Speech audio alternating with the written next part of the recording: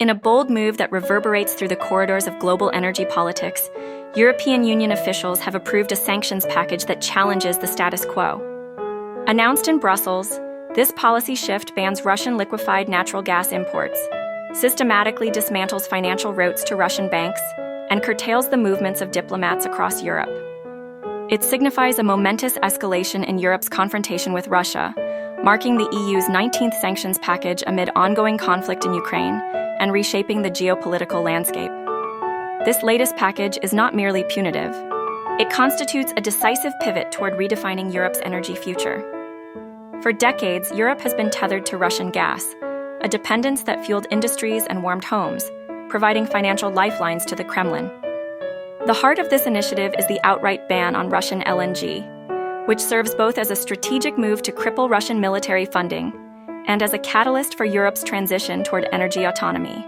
The phase-out is meticulously structured, with new short-term contracts prohibited within 6 months, and a complete cessation of all long-term deals mandated by January 2027, a year ahead of prior timelines. EU leaders, led by European Commission President Ursula von der Leyen, herald this moment as a historic step toward full energy sovereignty.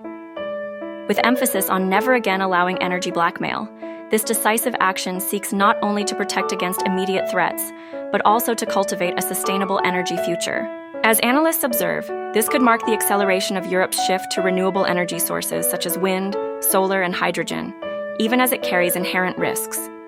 Short-term energy bills may rise significantly. Potential gas shortages loom, and industries reliant on gas must navigate precarious transitions.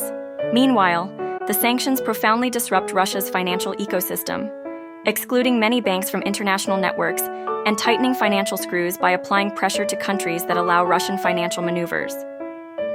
This multifaceted approach not only aims to stymie the Kremlin's funding, but also to seal off escape routes that could sustain its war efforts.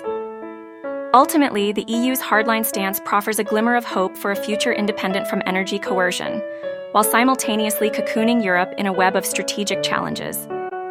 As the continent embarks on this transformative journey, the interplay of resilience and vulnerability will dominate discussions, necessitating a renewed commitment to innovation and solidarity among member nations.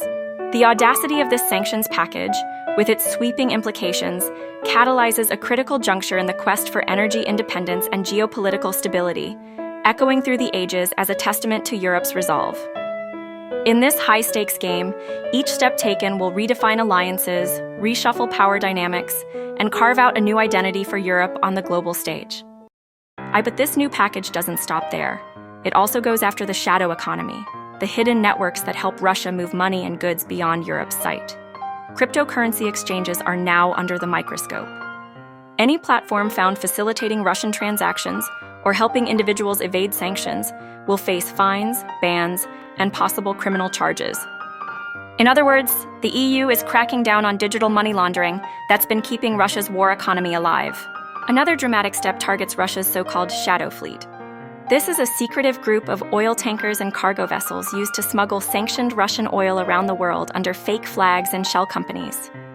The EU has now blacklisted another 117 ships, bringing the total to over 500. These vessels are now barred from entering European ports or accessing European insurance and finance services. Without those, many of them could soon be stranded or forced out of business. On the diplomatic front, Europe is also tightening the screws. Russian diplomats will now face new travel restrictions across the Schengen zone. They'll have to declare their travel plans in advance and may be denied entry if there's any suspicion of misuse. European leaders say the goal is to limit Moscow's influence operations and curb the activities of Russian agents operating under diplomatic cover. EU Foreign Policy Chief Kaja Kallas said bluntly, "We are closing the doors to those who come to destabilize our democracies." Getting to this agreement wasn't easy. For weeks, the package was stuck in negotiations as member states argued over the economic fallout. Slovakia and Hungary, both heavily dependent on Russian energy, initially resisted the LNG ban. They warned that sudden restrictions could send prices soaring and hurt their economies. But after long nights of debate, compromise language was added promising EU support to countries most affected by the shift. With that, the final holdouts agreed, and the package was approved by consensus. Reactions have been swift. In Moscow, officials denounced the new sanctions as economic aggression. The Kremlin accused Europe of shooting itself in the foot and warned that Russia would respond with retaliatory measures. Russian state media called the LNG ban a hostile act, predicting it would backfire by driving up European energy costs. But Western analysts argue the move will hurt Russia far more. LNG exports are one of the few remaining sources of foreign currency for the Kremlin, and cutting them off could squeeze the Russian budget just as the war enters another difficult winter. Meanwhile, in Kiev, the reaction was one of gratitude and determination. Ukrainian officials praised the EU's unity, calling the package a major blow to Russia's war machine. President Volodymyr Zelensky's government said this is exactly the kind of pressure needed to shorten the war. One advisor even hinted that a 20th package of sanctions is already in the works, suggesting Europe isn't done yet. For ordinary Europeans, though, the impact will be felt in their energy bills. Although Russian pipeline gas imports have already dropped dramatically since 2022, LNG has quietly filled some of that gap. Cutting it off means European countries must look elsewhere, perhaps to the United States, Qatar, or Norway, for new supplies. That could drive prices up again, at least temporarily, but EU leaders insist they're ready.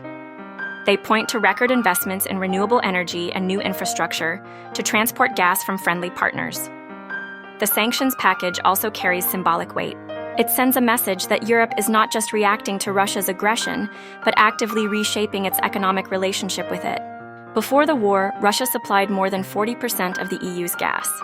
Today, that figure is below 10%, and soon it could fall to zero. That's a transformation few thought possible just 3 years ago. As Europe distances itself from Russian gas, the Kremlin faces mounting financial strain.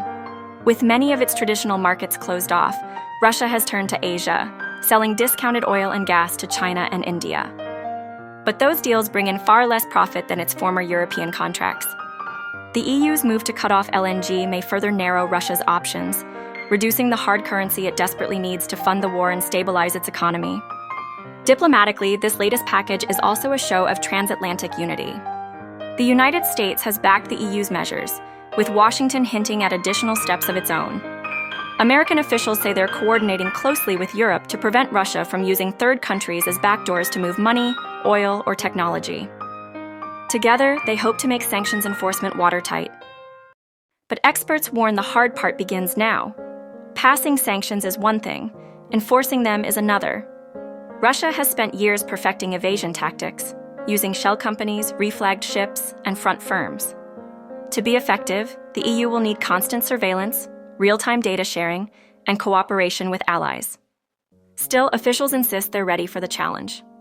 As one senior diplomat put it, Russia can hide, but it can't run forever. The new package also reflects a growing consensus inside Europe that this conflict won't end soon. Sanctions, once seen as temporary pressure, are now part of a long-term containment strategy.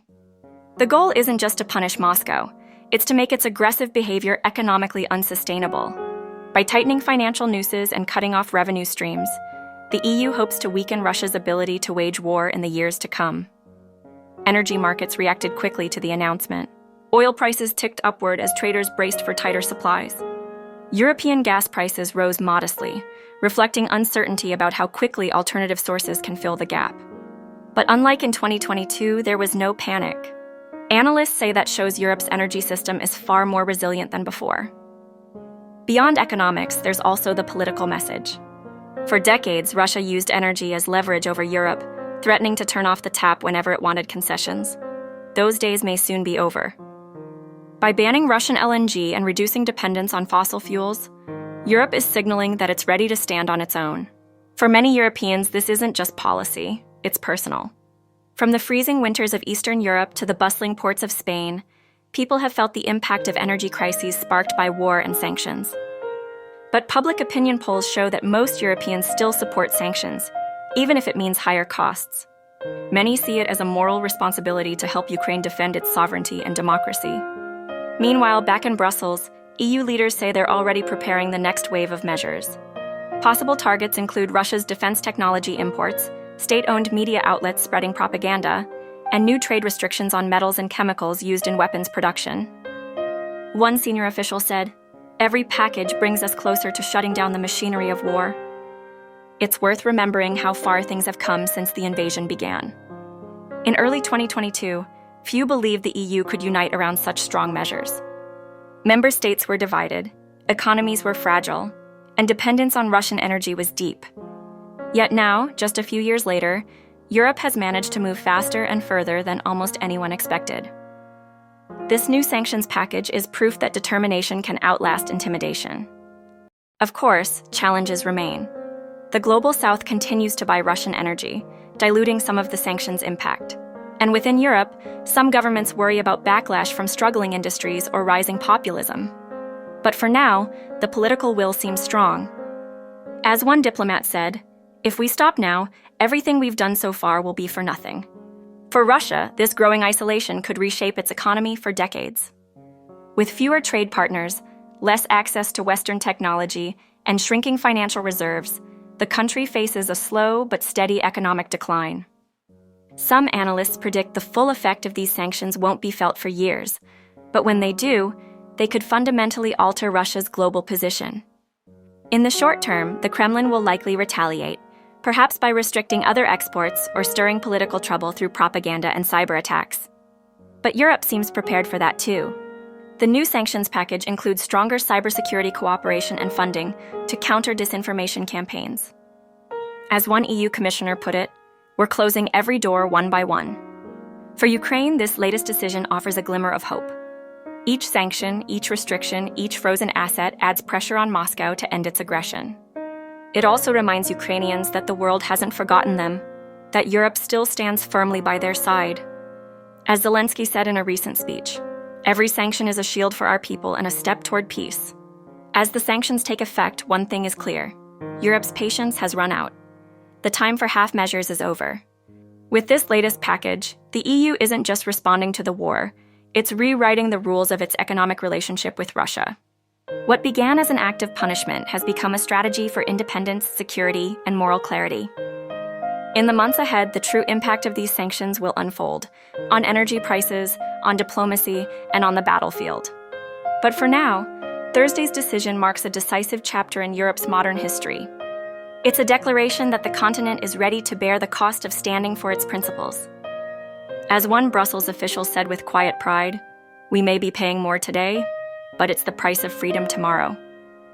So as Europe turns the page on Russian gas and tightens the financial noose, one question lingers: how will the Kremlin respond, and for how long can it endure? The answer, as always, may determine not only the fate of the war in Ukraine, but the balance of power in Europe for decades to come. Thanks for watching. Don't forget to like and subscribe to my channel. Bye.